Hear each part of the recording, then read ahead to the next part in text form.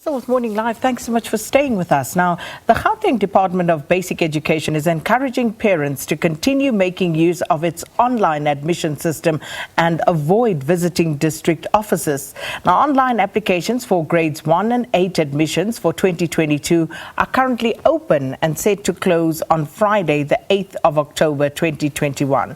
And although most people are going the digital route, some are still struggling due to the lack of internet access or difficulties using the system.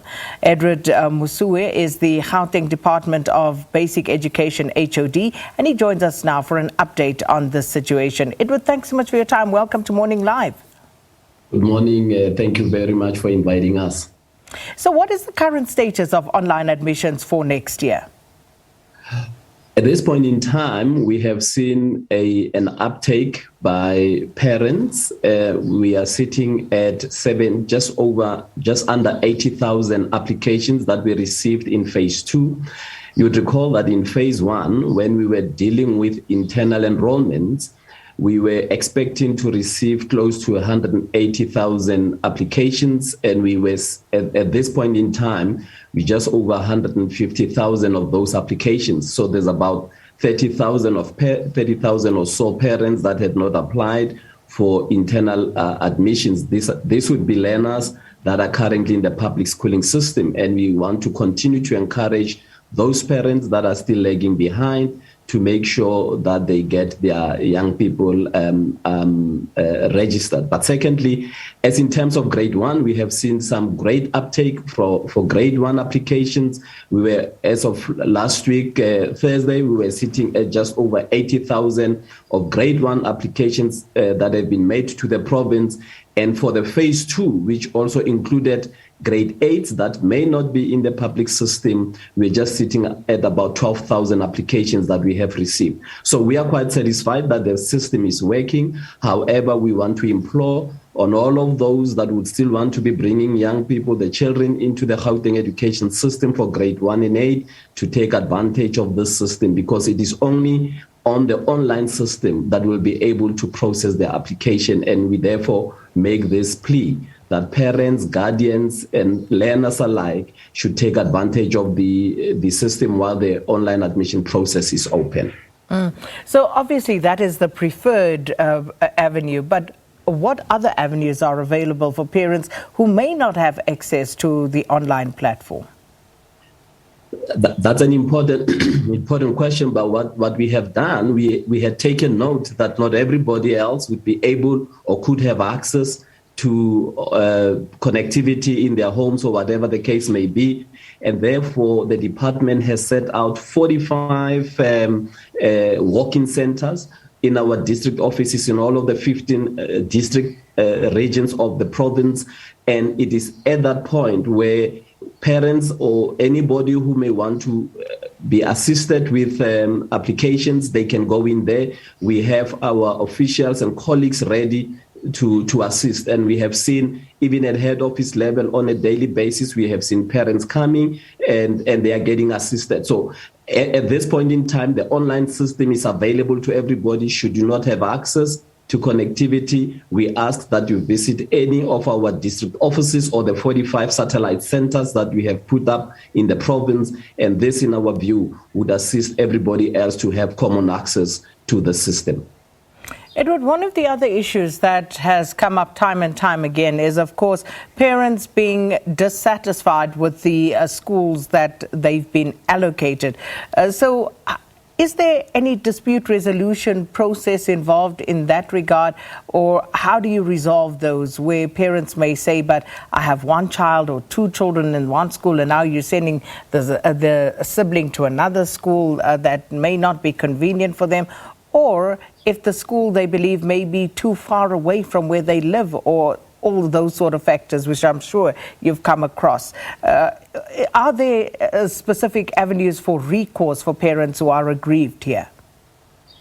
Yes, indeed. And in fact, maybe let me also first confirm that the first thing that we deal with is that we have a constitutional obligation to make sure that every child who applies to our system gets admitted. So to that extent, we will make sure that anybody and everybody who applies to our system would would be placed. But here's the second issue is that the current regulations for admissions make available 5 different options on how people may be able to apply. The first is that you may use your home address. The second is that you may use the work address, but you may also use a sibling option that is available. And the other 2 categories would be that you are within a 30-kilometer radius of a school or outside a 30-kilometer radius. And to that extent, in all of the instances, we first make sure that to the extent that is possible, that we consider your first choice.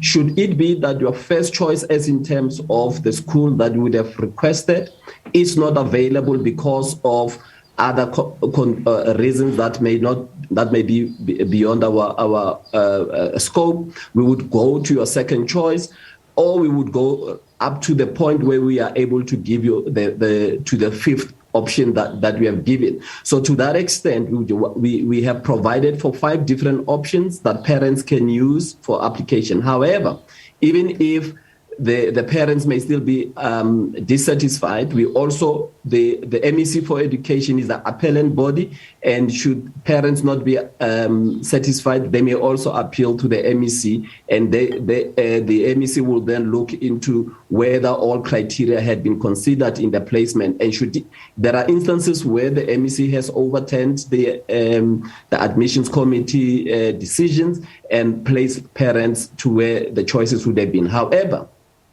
here's a big issue that we're currently facing, that the Gauteng education system grows annually with a net increase of about 80,000 learners net increase annually. And to this extent, you would then begin to see that there are many more people coming into the system than there may be spaces available at any one point in time.